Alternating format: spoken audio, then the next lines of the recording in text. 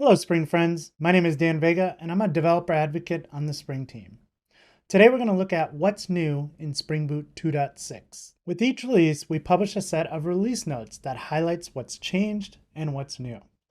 You can dig through these on your own, but I often find it useful to absorb these features when they're associated with demos. Each of the release notes are broken down into two sections. The first is upgrading from a previous version of Spring Boot, and the second is what's new and noteworthy. In the description below, you'll find a link to the resources as well as timestamps to each of the features that we're going to cover today. I hope you enjoy it. What are we waiting for? Let's take a look at some code.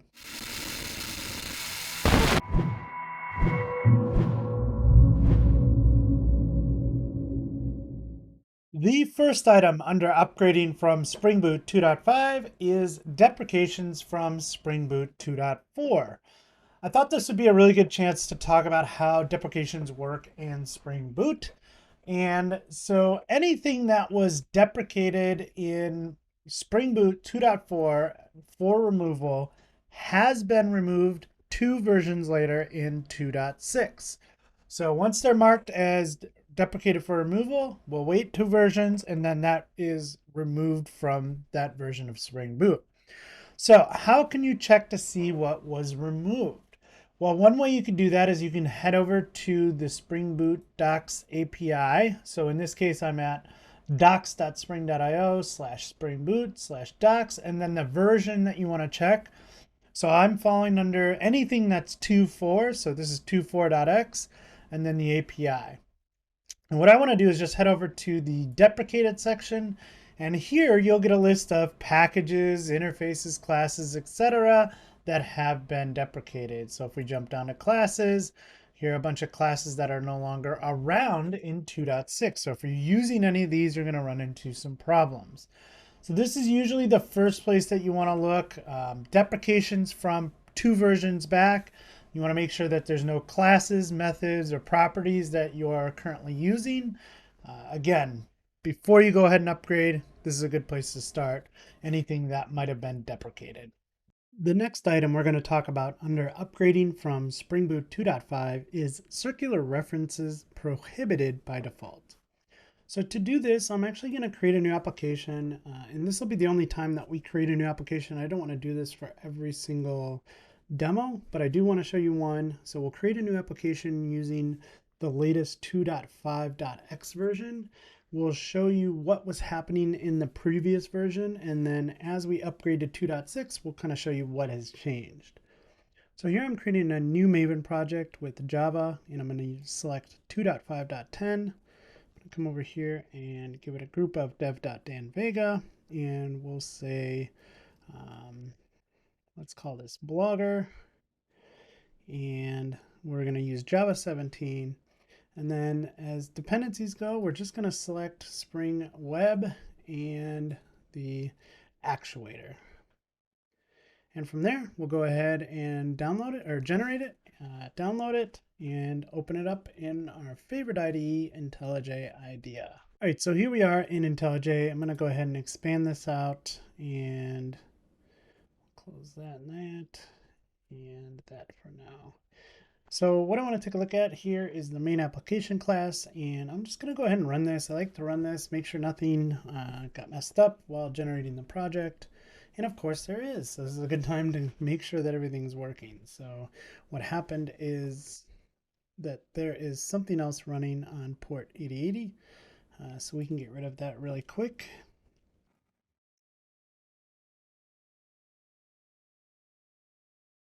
All right, so we're up and running. Everything looks good, and we can continue with this demo. So the first thing I'm going to do is actually create a new package. We're going to call this service. Remember, we are in the 2.5.10 version of Spring Boot. So I'm going to create a new class called post service, and we'll also create a new class called comment service. So let's talk about this. Let's say that each of these classes relied on each other. So when I made a comment, I may need to refer back to a post, and to do that, I would use the post service, and vice versa. When I'm working inside of the post service, I may need some information about comments. So I rely on the comment service. So I may come in here and say I have a final post service and it's called post service. And then, hey, please go ahead and add a constructor parameter. So this means that we have the constructor for our comment service takes in a type post service and we'll initialize our post service variable here. So on the post service, we're going to do something very similar. We're going to say private final comment service. I don't know why that came up. And then we'll do the same. We'll create a constructor parameter. We'll get rid of that. Okay. So that looks good. So now let's talk about this outside of Spring really quick. So if we were just to create an instance of one of those classes, let's say the post service, we might say post service is equal to new post service. We might say comment service is equal to new comment service. But now you see that comment service and post service, the constructor is saying, hey, I need an instance of one of those classes. So here this could work. We can say post service and that satisfies that constructor. But what do we do for the post service? We don't have an instance of the comment service yet. So we can't really do that. So this is where you get into a circular dependency where each class depends on each other. Now what you could do in the post service is say, well, we're not going to take this in as a constructor argument. So in that case, it can't be final. But what we could do is say public void, and I'm going to set the comment service. And so I'm going to take in a type comment service, and then in here, I'll just go ahead and set that. And then, so again, this is outside of Spring, right? So outside of Spring, now what we can do is we can say, hey, post service, I want you to go ahead and set the comment service. And I'm going to pass in an instance of that comment service. So outside of the world of Spring, this is kind of how you would approach that scenario. So now let's look at what happens inside of Spring, right? So I'm going to go ahead and change this back. And we'll add a constructor parameter. And now what we're going to do is just let Spring know that these are some beans that we want you to manage, Spring. So I'm going to go ahead and mark them with the @service annotation. And when I do that now, Spring is going to manage those beans for us. So ever since Spring 2.4.3, I think it was, the auto-wired annotation on a single public constructor is now implicit. It's just kind of known that, hey, you have some types here. I'm going to go ahead and satisfy those dependencies and auto-wire those in for you. So we've done that on both of these. So now if we go ahead and run our application, you'll see that, again, this is in 2.5.10, that the dependencies of some of the beans in the application context form a cycle. So comment service relies on post service relies on comment service. So if you use constructor injection in a previous version like 2.5.x, then you saw this error. Now, constructor injection is the preferred method for dependency injection in Spring. If you're curious on why, I actually recently published a video on that exact topic where we go into a little bit more in depth on why you want to use constructor injection over something like field injection. So if you're interested in that, there'll be a card above and a link in the description below. But let's take a look at what happens if we don't use constructor injection here in our application. So I'm going to remove final. I'm going to remove the constructor, and I'm just going to say @AutoWired. And I'm going to do the same here, remove final and add @AutoWired. And now let's go ahead and run this example. Everything starts up just fine because, again, they're not forming a cycle when we go ahead and instantiate the beans, because field injection happens after things have been created, after these beans have been instantiated, right? So in a previous version, you could get around this cyclic dependencies by using field injection. And it's not right. It was just kind of a hack to get around that, right? Again, we should be using constructor injection here. There are many reasons why. So we want to be using constructor injection here. So let's go ahead and leave this the way it is though. And I'm just going to move over to 2.6.4, which I know is the latest version at the time of this recording. I'm going to go ahead and refresh our dependencies here. And we're going to go ahead and rerun the application the same way with the field injection. And now you see we are getting that error. So the dependencies of some of these beans in the application context form cycle. Now you will see some more action down here. So relying upon circular reference is discouraged and prohibited by default. And if you want to, you can update your application to remove the dependency cycle between these beans. And as a very last resort, it may be possible to break that automatically by setting this property. So what this means is that we're kind of giving you an escape hatch. Let's say you're upgrading an application and you have a bunch of these instances and you just you can't prioritize trying to find a way around that at the moment. We don't want to stop you from upgrading your application. So you could come in here and set this to true. And if you run this again, everything will start up as expected. So again, this is really a last resort, or if you just have a lot in your application that needs to change, the recommended approach would be to come in here and find a way for these two to not be dependent on each other.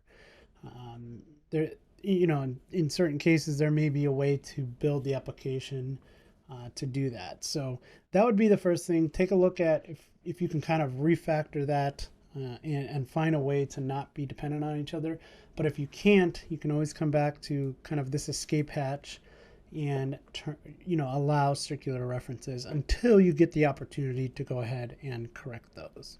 The next feature that we're going to look at is the path pattern based path matching strategy for Spring MVC.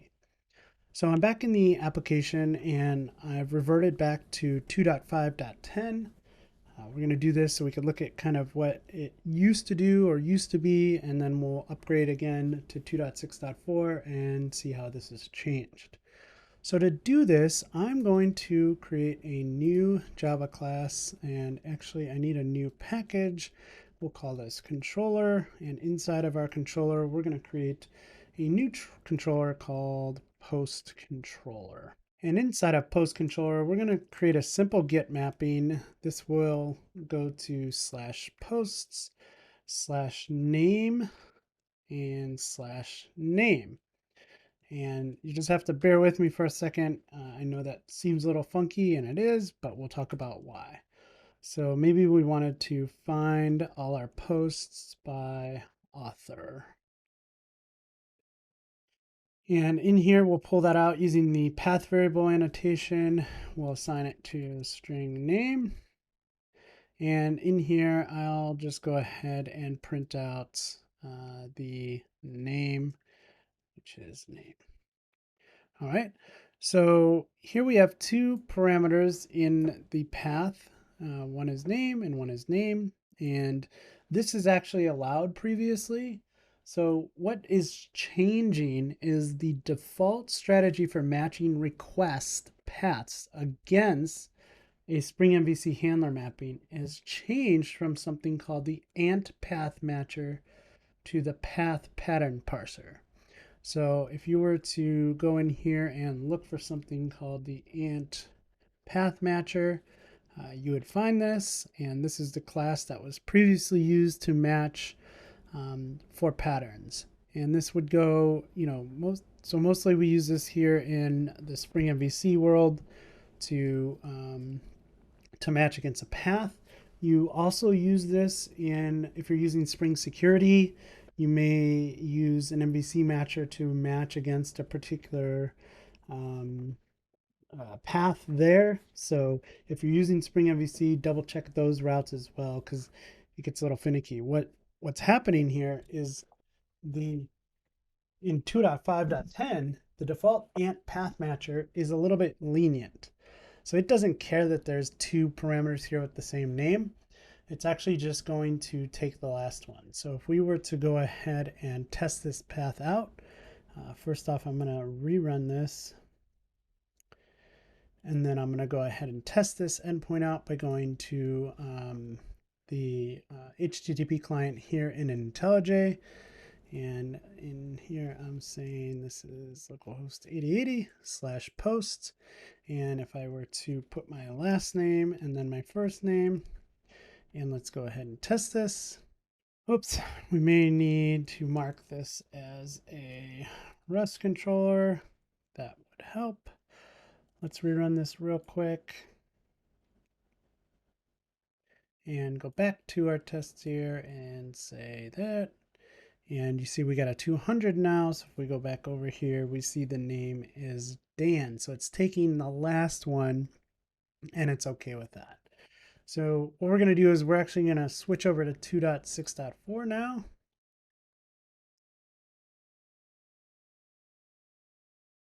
And we'll refresh our Maven dependencies here. And we'll rerun our application. And you will see right away we're going to get an error. It says invalid mapping pattern detected post name. Not allowed to capture name twice in the same pattern. Again, here is the Spring Boot telling us what is wrong and how we can fix it. So fix this pattern, or you can switch back to the legacy parser. So again, we're kind of giving you an escape hatch if you want to upgrade, but have a bunch of these instances or something similar. Like I said, maybe you have a bunch of configuration in Spring Security that's causing issues. We're going to give you this way to kind of get out of that. So if you come back to your application properties and put in this property and give it the strategy is ant path matcher. Again, instead of the new one, which is the path pattern parser, then you can revert to that. And if we go ahead and run this now, it should start up just fine.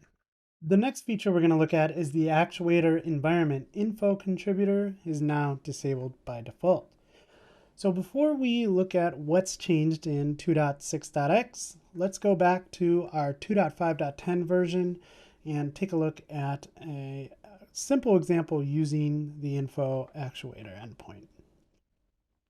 So the first thing we're going to do is go into our application here, and I'm going to expose all of the endpoints in our actuator. So we're going to say management.endpoints.web.exposure.include, and we'll say star. So this is just going to open up everything for us.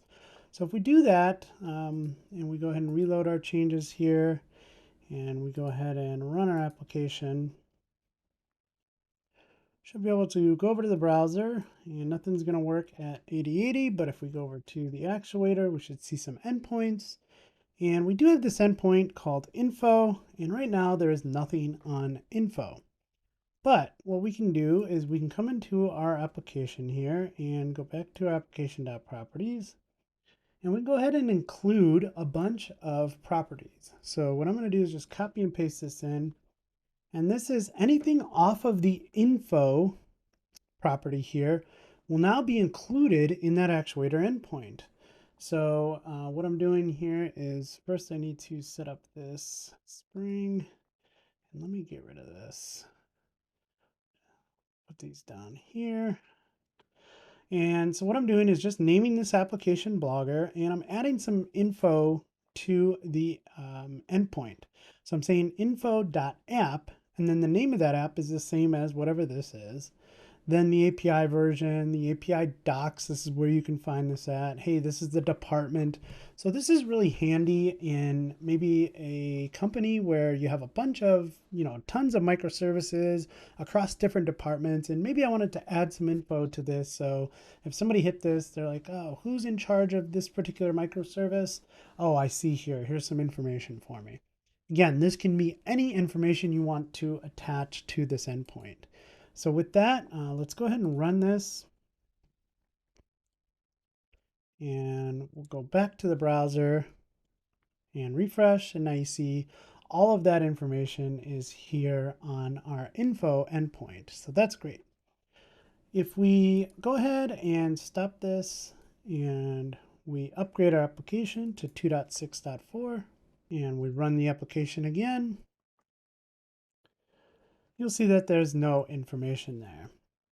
So the reason for this is that env info contributor is now disabled by default. The contributor exposes any property from the Spring environment whose name starts with info. And, after thinking about it, we thought that this may not be a great situation. You may have information on there that you didn't exactly want to expose, but we're still going to give you that ability. The only thing you need to do is enable it by using a property. So what we're going to do is we're going to come in here and we're going to say management.info.env.enabled is true. So now you're not exposing that information by default. If you come in here and rerun this and refresh, there are our properties on the info endpoint. The next change we're going to look at has to do with the application startup and one of the properties on the startup step that is being logged. So we're back in our 2.5.10 version. What I'm going to show you right now is not a new feature, but most people aren't aware of it when I talk to them. So I just want to quickly cover it and then we'll look at what has changed. So first off, if you don't know, the Spring application.run is kind of a shorthand for this. If we go in here and say new Spring application, and then we give it the class, and then what we can do is we can get an instance of this. We'll call this app. And then we can come down here and say app.run and pass in our args. So this is handy. You don't need to do this unless you need to change something about the Spring application. In this particular instance, we will. So we get that instance back. And now what we can do is we can say app.setApplicationStartup. So application startup, if we look at it, startup is an interface. This again came in 2.4. It was a new interface, and there are two implementations of this interface. So this interface is pretty simple. There's application startup default here, and then there are some startup steps. And so the idea behind this is if you've ever tried to profile a Spring application, you might find that it's quite difficult because you end up in this same create bean method a lot, and it's hard to tell which bean is the actual problem. This interface allows you to get much more detailed information out about your application. So as I said, there are two implementations of it. You could use the flight recorder application startup. We're not going to use that one today. There is also one called a buffering application startup. And this is just going to take a value of the capacity here. So I'm just going to throw something large in there for demo purposes. And now if we go ahead and run this application, everything looks okay. And we head back over to the actuator. There'll be a new endpoint here called startup. So again, you won't get this unless you define an app, set the application startup. So we got this endpoint now. And in here, there are a bunch of different metrics about what is going on. So in 2.5.9, there is one called spring.boot.application.running. And if you see it down here, here it is.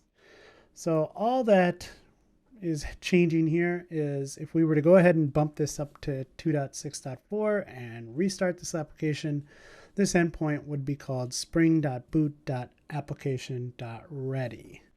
So instead of running, it's ready.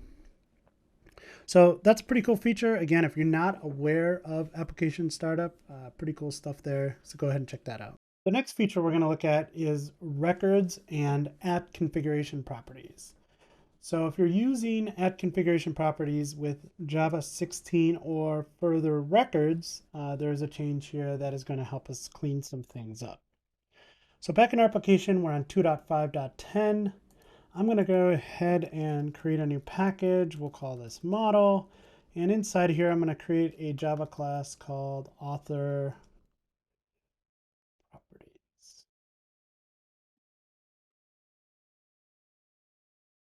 So this is a class. We are going to go ahead and configure this with at configuration properties. And we'll give it a prefix of blogger.author. And of course, IntelliJ is telling us, hey, if you're going to use that, you need this Maven or Gradle dependency. So I opened up the docs on another screen, and we'll come over to our pom.xml and just go ahead and drop this in here, save it, and refresh Maven. And now that should be okay, but we're also getting one more little complaint here that, hey, you need to go ahead and enable this. So we're going to enable configuration properties for author properties.class. And as we save that, everything is good to go. So now what we can do is we can come in here and we could say, hey, we may need a first name, we may need a last name, and we may need an email address. And then what we'll need to do is we'll need to come in and generate some getters and setters for each of these properties. And there we go. So now what we can do is if we go ahead and build this, it will generate the metadata we need to come into our application and say, okay, blogger.author.firstname is Dan, blogger.author.lastname is Vega, and blogger.author.email, vega@gmail.com. So there's our properties. So everything is going to work good there. Now, again, we are on, if we go ahead and look at our POM, we are on the latest and greatest, and that is Java 17. So as we make that march towards Spring Boot 3.0, Spring Framework 6, we should start getting used to Java 17. Now that we're on Java 17, we could take advantage of records. And in fact, if you come up here, sometimes IntelliJ will say, hey, what are you doing here? This could be a record. So let's go ahead and change this to be a record. And the way that we do that is we can just say this is a record. And this is going to take in a first name, a last name, and an email. So that's all there is to the record. That will work just fine. Now the problem is if we try to go ahead and run this, we are going to get an error. And that is going to say, hey, parameter 0 of the constructor author properties required a bean of string, and you could not be found. So what's happening here? So let's take a look at kind of the generated code if you're not familiar with what a record looks like. So a record is an immutable type. It has a constructor. That is how the information for this class is instantiated. And then there are just getters. There are no setters. So what's happening right here is it's trying to call a setter called setFirstName, and it cannot find it. So what you need to do is tell Spring that, hey, we're not going to set these properties using setters. What we are going to do, though, is set them using constructor binding. So if we look at constructor binding, it says annotation that can be used to indicate that configuration properties should be bound using constructor arguments rather than by calling setters. So that's the important part. So now if we were to go ahead and run this, we can see that everything starts fine. So I'm going to go ahead and stop this. We are going to minimize this little stuff here and go back to our POM, and we're going to upgrade this to 2.6.4. Save this, refresh. And the change that is coming in 2.6.x is this is a record. We know that there is no way to go ahead and set this using setters. So we know that the only way to instantiate this author properties or to pass in these properties is via constructor binding. So this is really not needed. And we can look at a class and there are, when records were introduced, there are methods on there to like find out if a class type is a record. So we can easily look at that and say we don't need to be told that it needs constructor binding. We're just going to assume that it does. So in 2.6.4, we can go ahead and remove that. We can run this and everything should run just fine. And it does. So that is, if you're taking advantage of records in 2.6.x, you no longer need to use that @constructor binding annotation. The next feature that we're going to look at under new and noteworthy is the SameSite cookie attribute servlet support. So the first thing I want to do is take a look at this article over on Google, and this gives a little bit more background on what this SameSite attribute is in case you're not aware of it. I'm going to run through a couple of the highlights, but I encourage you to read up on the subject if you're not aware of what it is. So first thing you need to understand is cross-site and same-site cookie context. So basically if you get through here, every cookie that has a domain associated with it, if that domain matches the external service and not the website in the address bar, it's considered a cross-site cookie. So in this instance, the URL is a.com, the cookie is from b.com.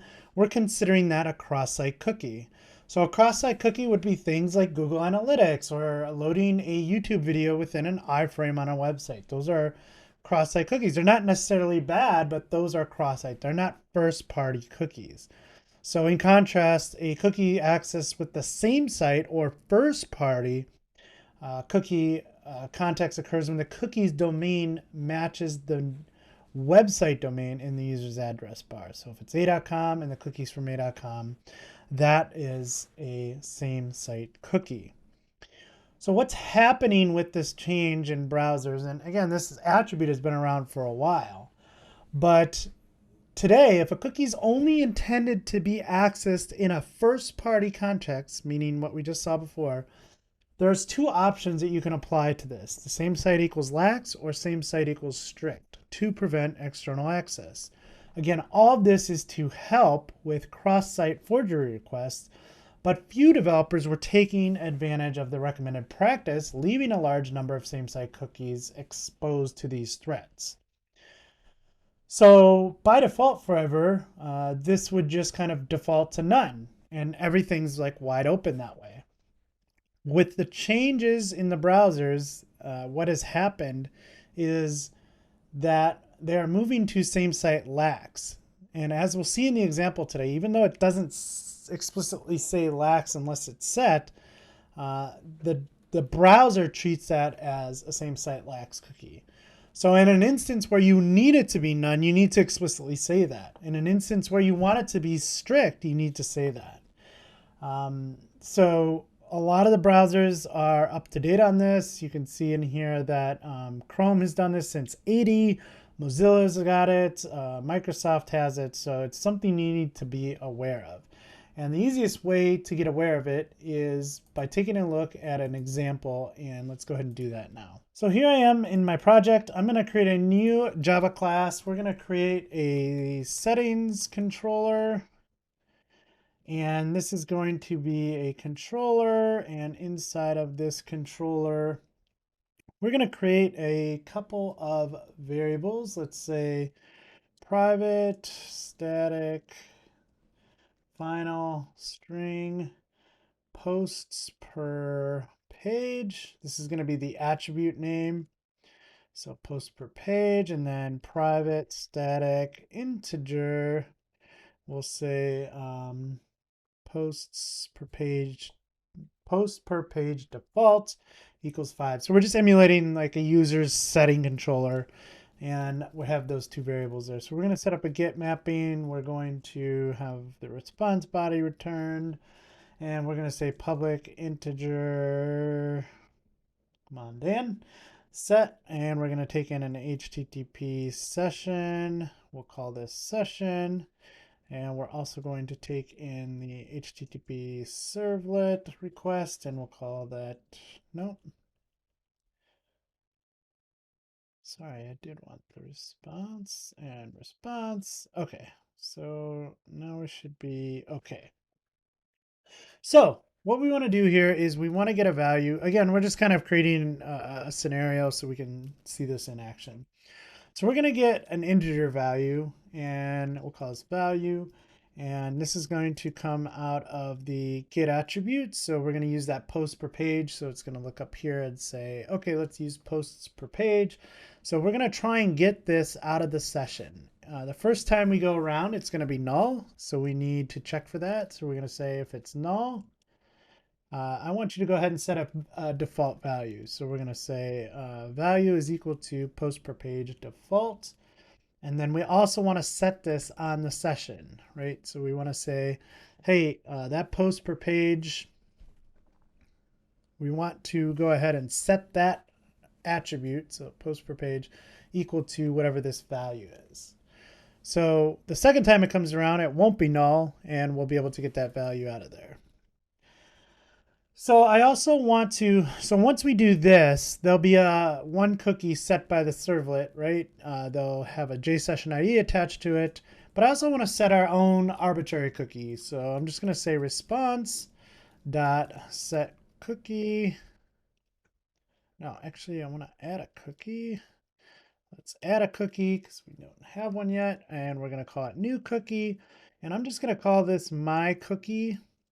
And we'll go ahead and just for the heck of it, I can't see now, local date time now to string. And we need to import the javax.servlet.http cookie. And then finally, we've said we're going to return a value from here. We'll go ahead and return the integer value 5. All right, so now that that is done, what I'm going to do is start the application. Let's head back over to the browser and go to localhost 8080. And as you see, the value being returned is 5. Now let's go down into application and go into cookies, and we see 2 cookies here. So the first cookie we see is that JSession ID. This is because we set something on the session. So we set a session value for post per page, we set it to 5. And then we have my cookie, which is the cookie that we went ahead and set using that add cookie on the response. Now, if you look in this column over here, there's a SameSite attribute, and both of these are not anything. So again, there are 3 values that you can set for this: none, lax, and strict. But for some reason, it doesn't say anything here. But we know by reading through the documentation that that is in fact set to lax. So we want to be a little strict about this and say, hey, let's go ahead and set our default session to lax so we know that it's lax. In case, you know, this default value would change in the future. Let's be explicit here and set this to lax. And we can do this for anything that the servlet is creating for us. So in this case, this one. And the way that we can do that is if we head over to our application.properties, we can say server.servlet.session.cookie.samesite equals lax. So now let's go ahead and rerun our application. We're going to refresh this, and now we'll see that our JSession ID cookie here is set to SameSite attribute equals lax. So now the question becomes, how can we do this for our own cookie? Because we actually did this here in the response. We're adding a cookie and we just create a new cookie.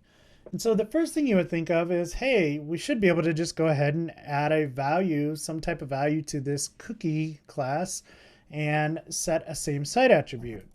And that's not the case. So this is actually part of the Java EE. So we have this javax.servlet.http package.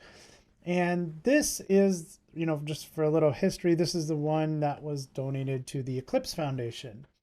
So this is not an API that is going to be evolving. Everything is moving over to the Jakarta namespace. So once we get to Spring Boot 3.0, Spring Framework 6.0, We will have the ability to evolve because we'll be on the Jakarta namespace, and those APIs will evolve. But for right now, we're stuck here on Java X, and so we can't go ahead and just change it there. So the good news is that doesn't really stop the individual vendors from adding support, and in fact they've done so. But the bad news is it's different for everything like Tomcat and Jetty and Undertow. So with 2.6, if you want to be able to go ahead and change a value for, change the attribute for SameSite on a cookie that you have written yourself, then you can do so using a bean. So we're going to create a bean here, and this bean is of type cookie SameSite supplier. So let's say cookie SameSite supplier. And what we're going to do here is we're going to return cookie SameSite supplier. But now we can go ahead and say what we want this to be. So let's say that we wanted a specific cookie like the my cookie one to be of strict. So we could say of strict, and then we can also say we can go ahead and add these filters. So there's filters here that take predicates. If you just want to do when it has a name, when it has a specific name. So we'll go ahead and do that. So we could say, hey, when the cookie is my cookie, I want you to go ahead and be strict about it. So now if we go ahead and rerun this and we refresh this, we can see that our cookie that we created now has the SameSite attribute of strict, and the cookie that was created from the servlet now has a SameSite attribute of lax. So that's, again, just some changes in 2.6 that allow you to set that SameSite attribute. I would take some time to read up on it a little bit on how it works. But just as I mentioned before, the browsers have changed the way that they default this to a lax now instead of none. So there may be some changes in applications that you probably have already come across, but now there is a solution to kind of change that here in Spring Boot 2.6. The next new feature I want to look at is pluggable sanitization rules.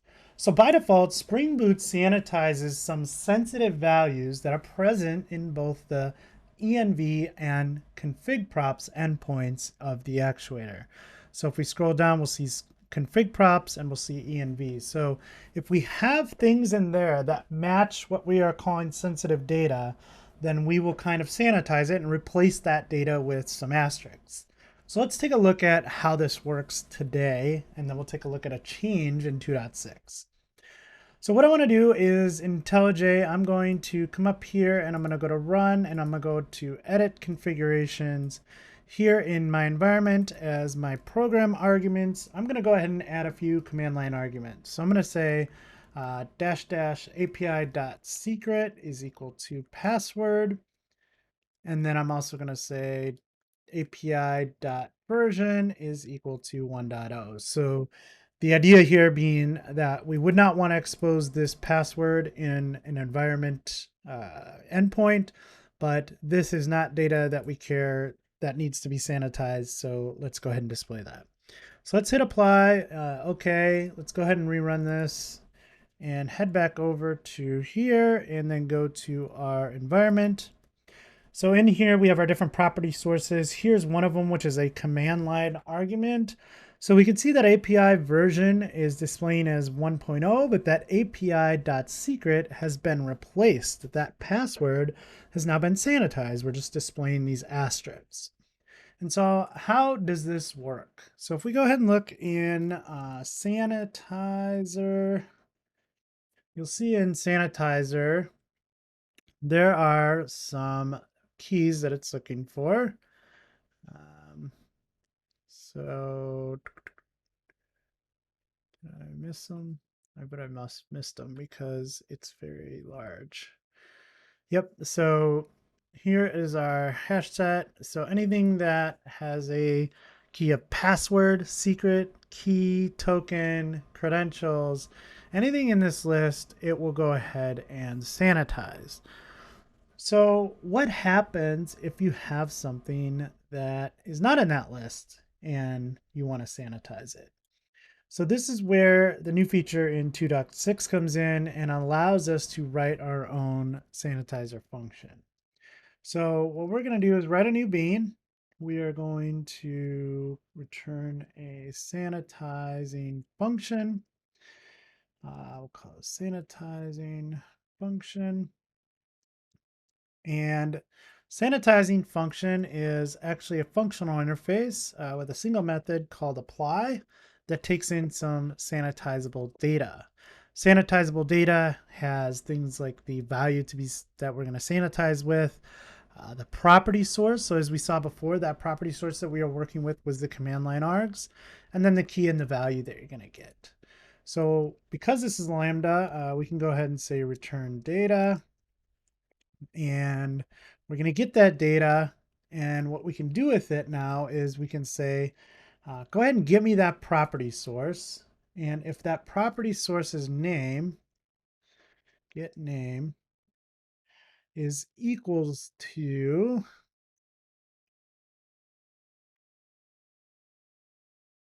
dot command line property source name. So if that's equal to that, what we're going to do is going to return with value, and now we can supply our own value. So we could say this is top secret. And if it's not, we can just go ahead and return the data. So again, what we're doing here is just taking a look at the data that's coming in. And if it's from the property source, the command line property source, so if it's a command line arg, then we're going to sanitize it no matter what. So obviously there are different reasons that you may want to sanitize things or different functions that you can create. This is just an example of one of them, but you can see I can get creative here and really kind of customize it to your needs. So now what I'm going to do is go ahead and let me just add one more in there. So let's go to edit configurations and let's just say API dot name equals blogger service. And for whatever reason, if we wanted to sanitize anything coming in from the command line, we could. So let's head back over here. And if we go ahead and refresh this, you can see that API version and API name are both top secret. And then the original one that is caught by the default sanitizer is still the same because that has a secret on it. So just another way for you to go ahead and configure some pluggable sanitization rules depending on the needs of your application. The next feature I want to look at is the info endpoint can now expose Java runtime information under the Java key. So the way that we do this is here in our application.properties, we're going to go ahead and set a property that is management.info.java.enabled, and you can see it was enabled. It was not enabled by default, so we need to set that to true. So if we go ahead and do that and we rerun our application, and we head over to the Actuator and we go to info, you'll see all that other stuff on there, but now there is this Java endpoint. So, or this Java key, and this Java key is going to give us information like the vendor. So I'm using Java 17 from Oracle, and then the name, the JVM. So this will be helpful getting this information. It's not always available. So maybe on some cloud provider, you want to have an endpoint that exposes what particular version of Java you're using or what vendor specific version of Java you're using. This is a good way to kind of go ahead and expose that. And again, we're just going to add a key into our properties here to enable Java on the info endpoint. The next feature under new and noteworthy is the build info property exclusions. So it's now possible to exclude specific properties from being added to the build-info.properties file that is generated by the Spring Boot Maven or Gradle plugin. So if you're in the release notes, we give you a snippet there to add to your Maven or Gradle build.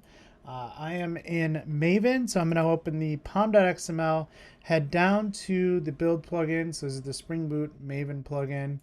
Here, this is where we'll want to add that exclusion, but I just want to show it without that first. So this is really when you're running, if you go into Maven here, There is a Spring Boot build info. You can run this from the command line if you want. I'm going to run it right here. And now if we look in our target folder, we're going to look in meta-inf. There's actually a build info.properties. You can see that it includes the artifact group, name, time, and version. So if we wanted to exclude something like the version, we can go ahead and put this in here. So this little snippet says, hey, go ahead and exclude info properties, and I want you to exclude the version property. So I'm going to go ahead and save that, and we're just going to run that again. And now if we look at the build-info.properties, the version is no longer there. So just a handy way to go ahead and exclude things like the group, artifact, name, version, or time properties. The next feature we're going to look at is message source-based interpolation of bean validation messages. So what does this mean? So let's go into an application where we might be validating some data, some user input, and we need to validate some of the properties on that. First thing we need to do is we need to open up our pom.xml. Even though we have this web dependency here, we still need to include the validation dependencies. The validation stuff was taken out of the web dependency, and it's its own dependency now. So let's go in here and say Spring Boot starter validation, and there it is. And we'll go ahead and refresh. And great. So now what we can do is we can go ahead and create a new class, and let's just call this post. And inside of a post, we may have some properties. So we could have things like a private integer ID. We could have a private string title, and maybe a description, and also maybe a date time of when it was date created. So that's enough for demo purposes. So we have these different fields on the post class, and what I'm going to do is go ahead and create a constructor that allows us to create an instance of this. We'll create some getters and setters. This is a perfect time to remind you that in Java 17, you can use records for this, and it makes everything so much easier. But I'm just being verbose for the sake of being verbose here. Okay, so we have this, and let's say that we had a post controller, which we already do, and we wanted to take this information in. So we might have a post mapping here to /posts. And this would return nothing, and we could create a new employee based on the request body. So the request body allows us to go ahead and send some JSON in. This is a post, and there we go, it figured it out. And let's just say I want to print something out, which is the post. So if we were to go ahead and create a new instance of a post using some JSON, everything would go through fine. Now, what if we had some constraints that we wanted to set up? Like, let's say that the title could not be an empty string. We want to make sure that we are not getting an empty string here. So what we can do is we can go ahead and add one of these validation annotations here. One of them is not empty. And if you go ahead and click on this and look in the javax.validation.constraints package, you'll see a bunch of them here. You can check for like decimal min and max, an email, make sure it's future, present, max, min. There's a whole bunch of them here. And so these are the annotations that we can use to say, hey, we want to make sure that we validate this particular field somehow. So now what we're saying is title cannot be empty. So let's go ahead and figure out how to test this. What I want to do is run this application. And I could use something like Postman to go ahead and test this, but I'm in an IntelliJ, and I can go ahead and actually generate this request right here in IntelliJ's HTTP client. So here I'm saying, here's what I want to go ahead and create a post request to localhost 8080/post. The content type is going to be application/JSON. And then the body is going to look like this. So we're going to pass in an ID, which is 1, a title, which is going to be empty. We'll pass in a description, which is, this is a description. And then a, what was it? Date created. So this is dates created, and this can look something like 3, 8. And I think we can get away just with the date, and that should be fine. So we have our post request. Now let's go ahead and try and send this. So right away we get a 400. So 400 status code is telling us, hey, this is a bad request. You're trying to post something to posts, but the data I'm getting is not good. So far, so good. The one problem I have here is I don't have enough information. There's no error message and there's no like validation messages here. So at one point there was a change made to take this off of the stack trace here, or the error response. So let's go ahead and take a look at this. So there are a couple properties. So if we want to set server.error.include message, so we want to include the message, we'll say always server.error.include binding errors as always as well. So this is going to give us two things. We'll now have a message key in here with the actual error message, and then there are binding errors. It'll show those errors. So let's go ahead and restart this. Go back to here and run a post. And you'll see cannot deserialize. Oh, so this is not, it wants the actual date time. So let's do that.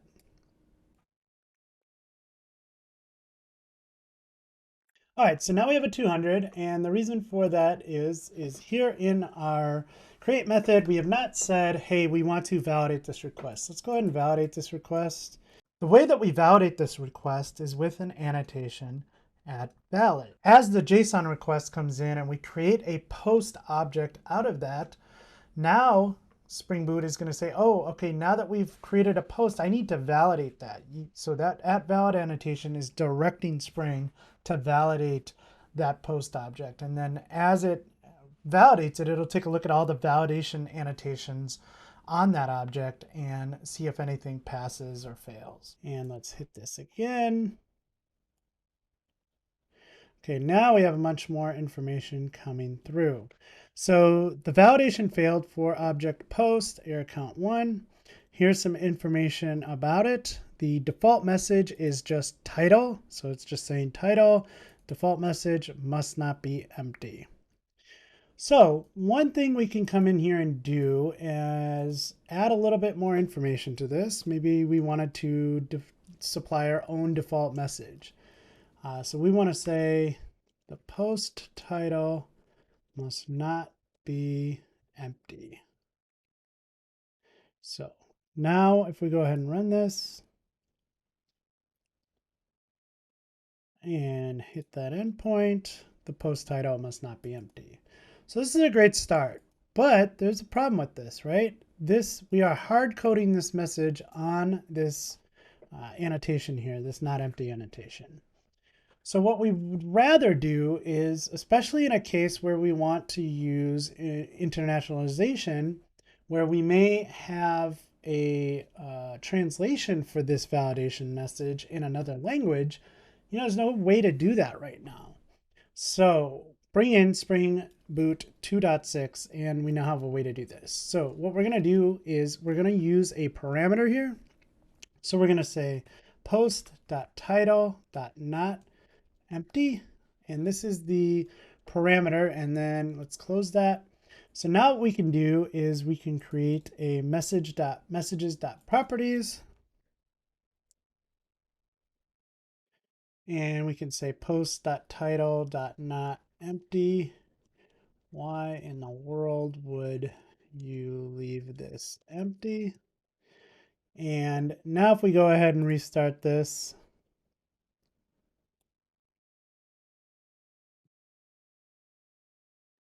there's our message. And now more importantly, we can use this across different languages. So let's go ahead and translate this into French.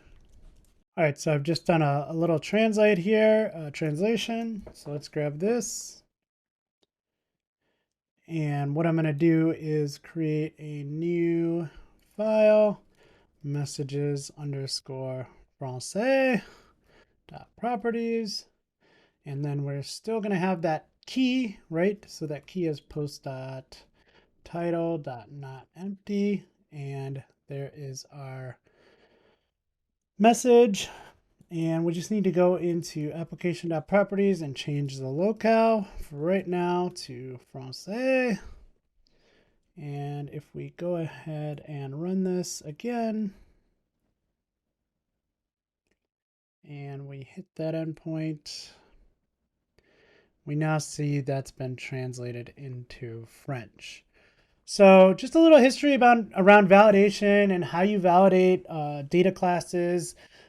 And then now in Spring Boot 2.6, we have the ability in our data classes where we're trying to use these validation annotations to use these parameters, and this parameter will now be found if it's in messages.properties or another locale's property file.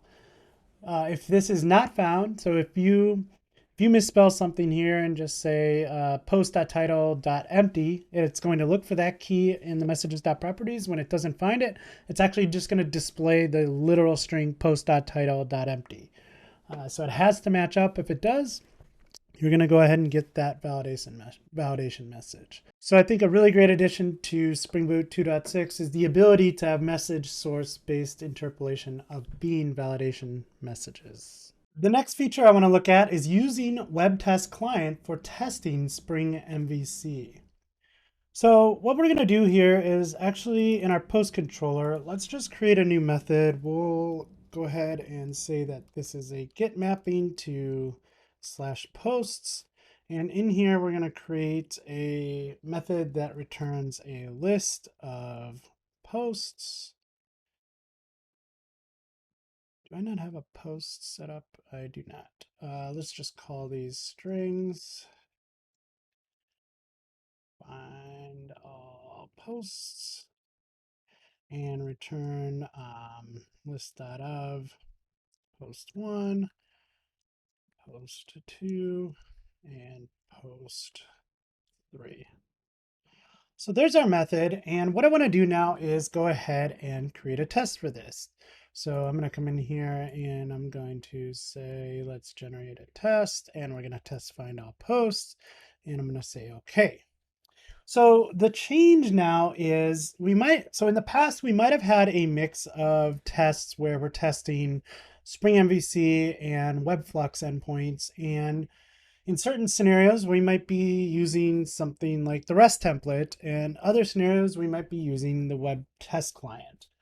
And so what this does, it just kind of gives us a way to unify the way that we invoke our controller endpoints using the WebTestClient across the board. Now, there was a way to do this prior to Spring Boot 2.6, but because of some changes in a recent version of Spring, you could go into the before each method and set up a WebTestClient and basically bind to the mock MVC. But this change basically allows us to use a WebTestClient to test in any mock environment or Spring Web Apps against live servers. This change also enables the WebTestClient for Spring MVC mock environments, or basically any class annotated with auto configure mock MVC will get an injected WebTestClient.